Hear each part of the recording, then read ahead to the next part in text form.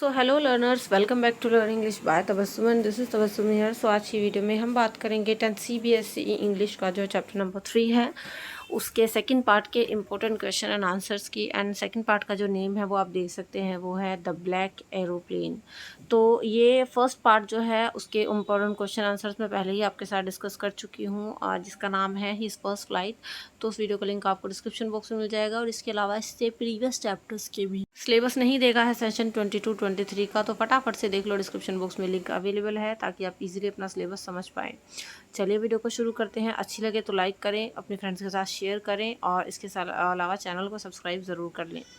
अगर आपने अभी तक इंग्लिश की कुछ भी प्रिपरेशन नहीं की है तो आप बेल आइकन को प्रेस करके रखें, क्योंकि यहाँ से आपको सारी वीडियोस मिलेंगी, सारी तैयारी यहाँ से आपकी करवाऊँगी मैं इंग्लिश की। तो इसलिए चैनल को सब्सक्राइब करना बिल्कुल ना भूलें। इन क्वेश्चन आंसर्स को एग्ज़ाम से पहले ज़रूर प्रिपेयर करें, क्योंकि एग्ज़ाम के पॉइंट ऑफ व्यू से मोस्ट इम्पोर्टेंट है। तो पहला क्वेश्चन आपके सामने यहाँ पर दिया गया है। पहला क्वेश्चन है गाइस कि why did the writer decide to go back to Paris. अगर इस लेसन की स्टोरी नहीं पढ़ी है तो एक बार उसको देख लेना, ताकि इजीली इसके क्वेश्चन आंसर समझ पाओ। तो देखो, राइटर ने ये डिसाइड क्यों किया कि उसको वापस से पेरिस जाना है। आंसर सामने है आपके, ये आपके शॉर्ट क्वेश्चंस हैं। तो देखिए, when the writer turned his Dakota west towards England he came across with the storm of clouds. जब राइटर ने अपना पुराना डकोटा इंग्लैंड की तरफ किया, उसकी तरफ को मतलब फ़्लाई करने के लिए चढ़ा, डकोटा उसके एरोप्लेन का नेम था। तो वो जो है उसने देखा कि उसके रास्ते में बहुत सारे स्टॉर्म्स ऑफ क्लाउड्स आ गए हैं। They looked like black mountains, और वो बड़े बड़े जो मतलब क्लाउड्स थे, बादल थे, वो बड़े बड़े माउंटेन्स की तरह लग रहे थे। They were standing across the sky, और वो जो है सामने ही मतलब बादल, इतने बड़े बड़े बादल सामने ही आकाश में खड़े हुए थे। द फ्लाइट वॉज इम्पॉसिबल, तो इस तरीके से फ़्लाइट लेना तो इम्पॉसिबल हो रखा था। Even his airplane did not have enough fuel to fly around them. इवन उसका जो एरोप्लेन था वो भी जो है उन एरोप्लेन के अराउंड फ्लाई करने में मतलब फ्यूल भी नहीं था उसके पास इतना ज़्यादा कि वो उड़ सके, फ्यूल नहीं था एरोप्लेन में। So he decided to go back to Paris, इसलिए उसने डिसाइड किया कि क्यों ना मैं वापस से पेरिस चला जाऊँ। सो that's the first question and important है, इसको ज़रूर प्रिपेयर कर लेना। Now let's see the second question, जो कि आपके सामने है। The black storm cloud affected the pilot how. कि वो जो बड़ा स्टॉर्म था, बड़ा बड़ा स्टॉर्मी जो क्लाउड था, इतना बड़ा बादल जो था, है ना, घना बादल, उसने पायलट को किस तरीके से अफेक्ट किया, ये आपको बताना है। ये क्वेश्चन भी आपका मोस्ट इम्पॉर्टेंट है ना।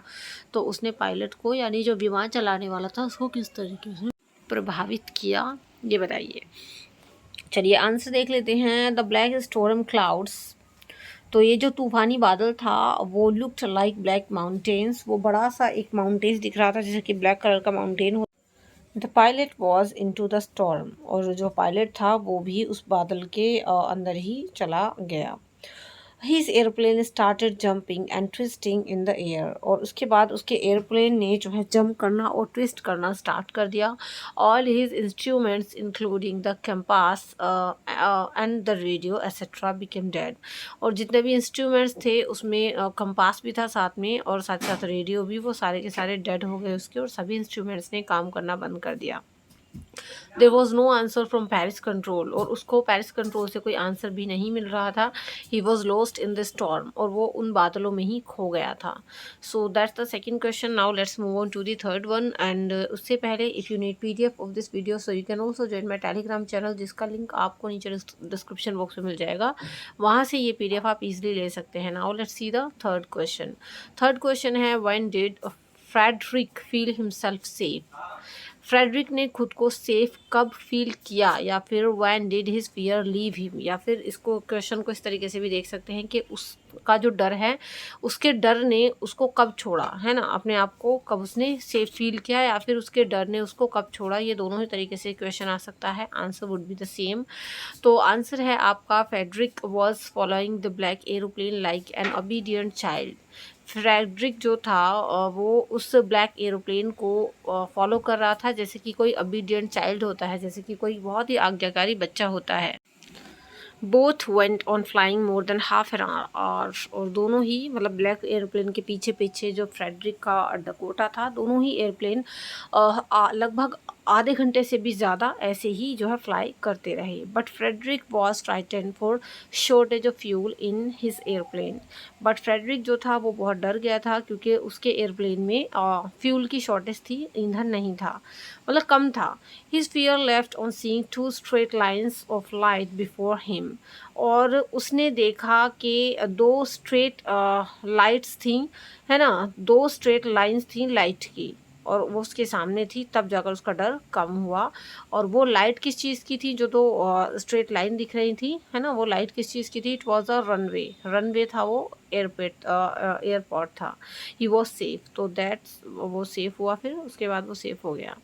चलिए now let's see the fourth question जो कि है what were the points that went on troubling Frederick mind on reaching safely at the airport.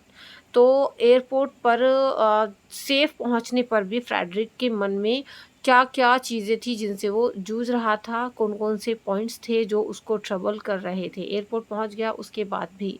So let's see the answer.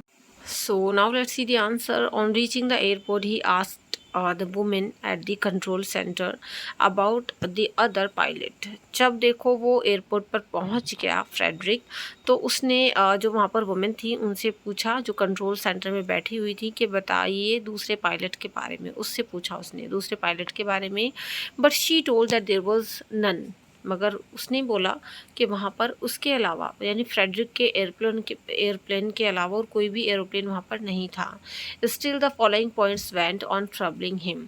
तो ये बात सुनकर बहुत सारे ऐसे पॉइंट्स थे जो उसको परेशान कर रहे थे। जैसे कि पहला ये है, who helped him to arrive safely without a compass और अ रेडियो।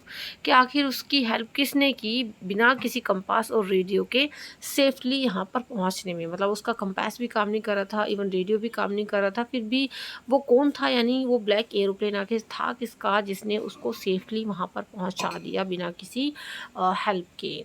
नेक्स्ट पॉइंट है, who helped him without any more fuel in tanks. कि वो कौन था जिसने ज़्यादा फ्यूल ना होने पर भी, क्योंकि उसके टैंक में ज़्यादा फ्यूल नहीं था, फिर भी उसकी हेल्प की और वो कैसे सेफ रह गया। थर्ड पॉइंट था, who was the pilot on the strange black aeroplane without lights. कि बिना लाइट्स के उस ब्लैक अजीब से एरोप्लेन में, ब्लैक जो एरोप्लेन था वो, उसमें आखिर पायलट था कौन। तो ये 3 पॉइंट्स थे जो उसको बहुत ज़्यादा परेशान कर रहे थे। इवन जब उसको पता भी चल गया कि हाँ उसके अलावा उस दिन कोई और एरोप्लेन फ्लाई ही नहीं कर रहा था। Now let's see the next one. Next question आपके सामने है जो कि है, who came to the rescue of Dakota aeroplane. तो जो ये डकोटा एरोप्लेन था उसको बचाने के लिए कौन आया, किसने उसका रेस्क्यू किया। तो इसका आंसर है, when the Dakota airplane was lost in the storm he saw another airplane.